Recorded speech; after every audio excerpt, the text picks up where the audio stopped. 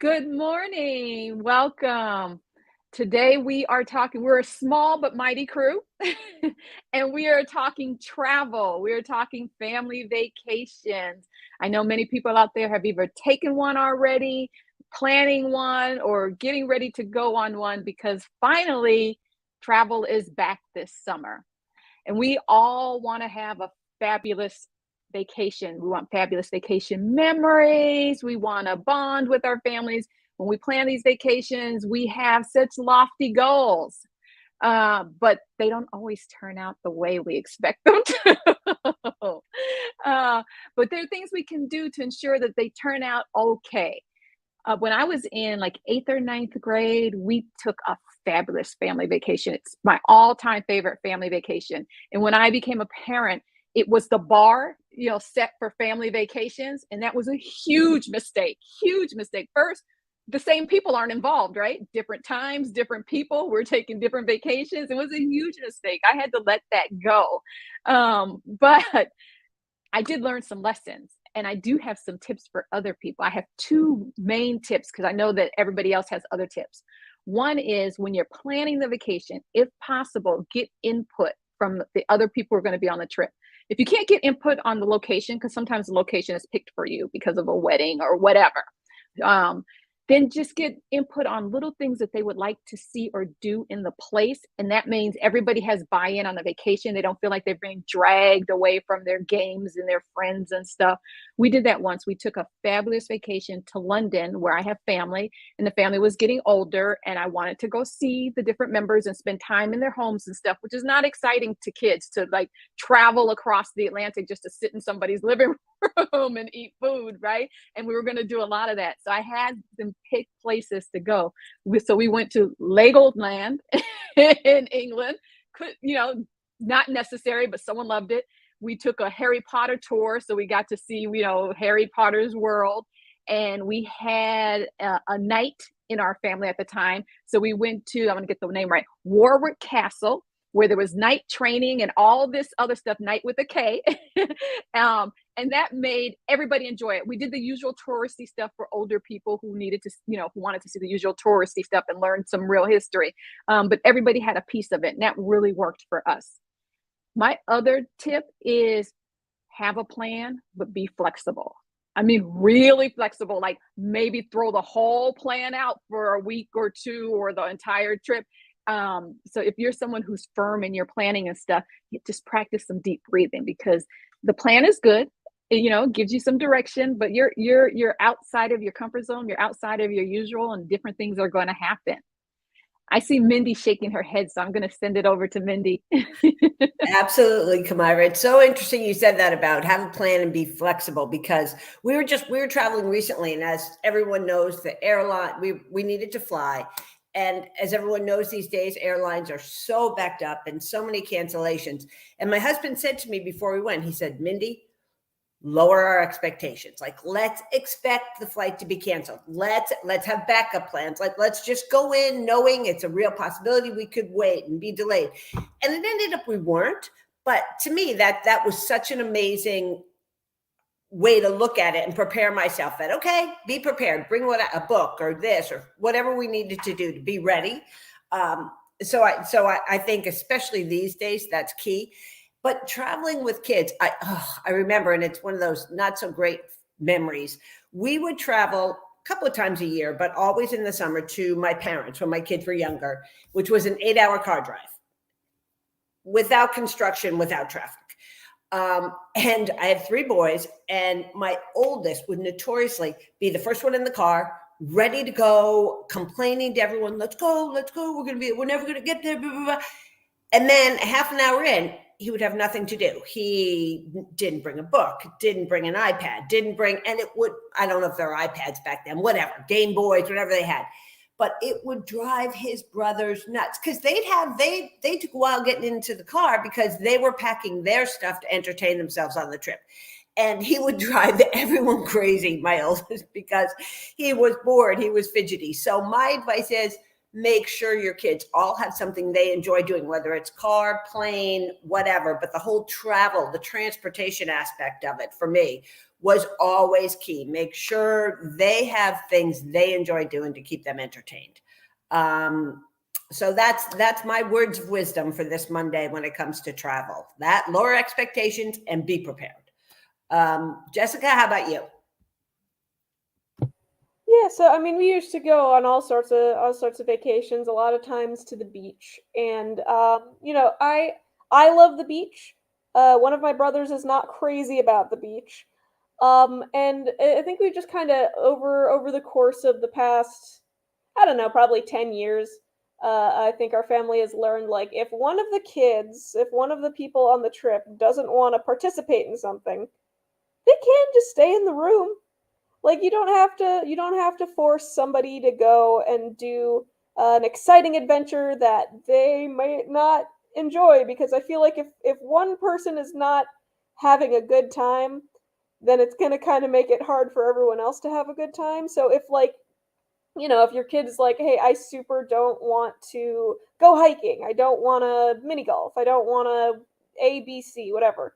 Like, as long as, and as long as you have the stuff Mindy suggested they bring, like, they can have fun playing their Game Boy in the hotel room or whatever. Like, I feel like it's sometimes you have an expectation that like everybody needs to do every single thing and have the greatest time, and like if that's not going to work, like you don't have to force it.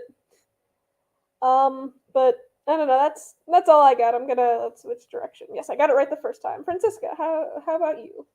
I'm going to interrupt real quick and remind people that if you have any tips to share, because we don't have time, nor do we have the knowledge of all of it, let us know. Or even if you have some fabulous vacation stories, just let us know in the comment section. But everybody will appreciate your tips because we're still out and about. Yeah, I also have a couple of articles I'll put in the chat just in case.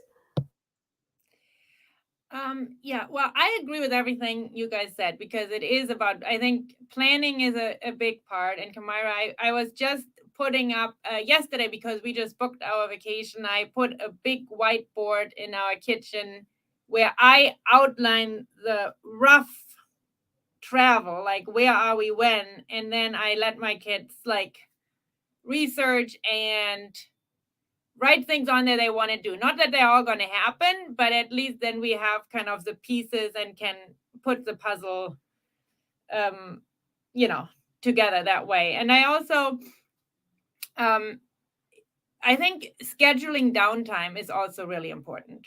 That you don't just think, oh, we need to see this and this and this and this, but know that there will be a point, and maybe you don't know when that's going to happen, where everybody just needs to lay back and do nothing. I mean, I know this for myself. I'm an introvert. There comes a point where I just cannot take any more people, any more loud noises. And I just have to sit quietly in the corner and read a book or something. And I think everybody hits that place at one point, even kids, where they just be like, enough, and I think to be flexible enough to go with that. Is really important, but that's hard to schedule because you cannot anticipate that everybody needs a downtime at 2 p.m. or something. Francesca, just to interrupt here, what we did with our kids, and we do it to this day when we travel, my kids are all in their 20s, we, along with the downtime, at the end of each day, we had what was called the happy hour. And that would be a time we'd get together, sit wherever, on a little deck, wherever we were, or outside.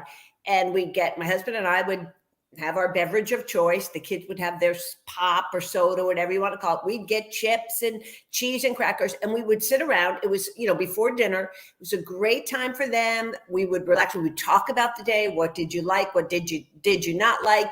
And it was just a nice time for us all to do exactly what you're saying, which is kind of chill, and then review the day and what do you want to do, the planning for tomorrow. So, and to this day, when we see our kids or we travel, we still do that end of the day sort of little happy hour. So anyways, that's just what you're saying about a little downtime. It was great downtime, and we look forward to it every day. So that's my other piece of wisdom. Sorry, yeah, that's great. And I also, the other thing is if you visit family, I used to just kind of rely my family or my husband's family to kind of provide some entertainment for us. And I've kind of given up on this. And now when I know we are traveling there, I actually set things up. Like we did this last time.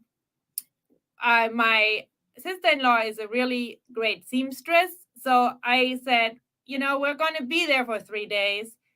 Is there any time in this where you could take the girls and do a sewing project with them? Because they really admire you for that. And she was so happy because she said, I would have never thought of this, but I don't see them very often. So this is actually a really great time for all of us to do that together. So to think of stuff like this, I think helps too.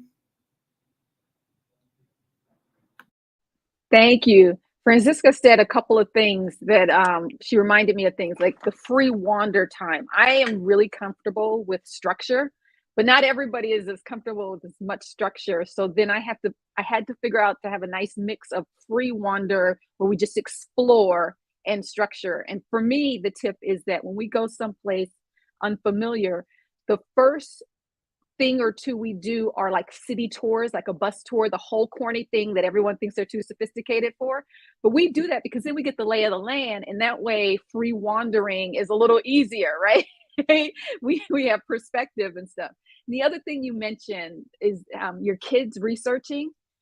When I'm at my most organized, and not every trip am I at my most organized, we have done some kind of study ahead of time. The younger your kids are, the easier it is to get them to buy into it. And then when they get to the location, they can either identify or see what happened if they're studying history, or if it's art and there's an art piece at a museum, or I don't know, if you go somewhere and there was a battle, you can actually go to the battlefield and they can link the two. That's cool. I love your whiteboard. I wish I had known that. I love the whiteboard idea. That is very cool. And then they come and it's self-identified. I'm looking, I don't think we have any other comments about this, but we do have two great things coming up. Jessica's going to put the link up for July 28th. Anybody want to talk about that?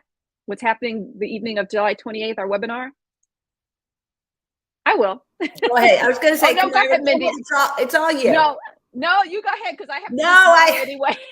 I'm just coming off vacation. I don't know enough about it, so I'll let you take it away. So on July 28th at 8 p.m., we have a free webinar for parents. And the webinar is really to discuss depression, but your teen does not have to have a depression diagnosis for you to attend. It's really for you to, our teens and tweens have a lot of highs and lows in their moods. It's to be expected. But sometimes we're questioning whether it's too much, or could this be more than the normal high and low? And how do I know? What are the signs? What questions do I ask if I suspect something? How do I know if it's just fine and I need to chill a little bit? Well, during this webinar, we're going to discuss those kind of things and we're going to address them. So you want to join us. The link is in the comments. It's a free webinar again. We've partnered with Newport Academy. They're going to supply an expert who's going to lead us through the discussion. And we're also going to hear from a family that has traveled this road. So we'll know what it's like to travel the road and that there is the opportunity for a positive outcome. So check the link and please feel free to share it with other families. And if you have a network of families, please feel free to share it, because we'd like to offer this to as many people as we can. That's going to be on July 28th at 8 p.m. Eastern time. And Kamira, if they sign up but they can't make it, the replay will be available, correct? So they can watch it at another time, which is key, because for me, with my kids all going through adolescence, I always wondered, that was my biggest fear. Am I missing something? Is this normal teenage mood? Do I need to reach out for help? Do they need help? So I think it's such a critical topic, especially coming off our pandemic and the extremely high rates of anxiety we're hearing about in kids today and depression. So I'm going to watch it, and I hope I'm going to be there, and hope everyone else is, because I think it is so important. So yeah. And the summertime is the best time to address this, because we don't have the pressures of our structure and school and homework.